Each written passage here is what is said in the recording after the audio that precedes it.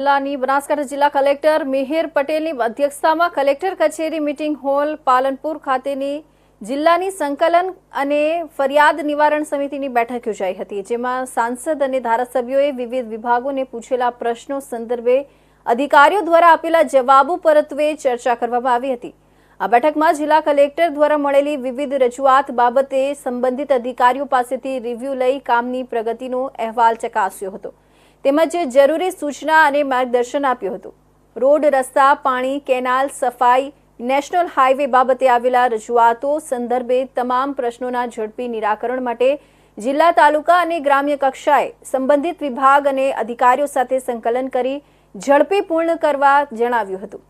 આ સાથે તકેદારી, પેન્શન વગેરે બાબતોએ ત્વરિત કામગીરી કરવા સૂચન કરાયા હતા।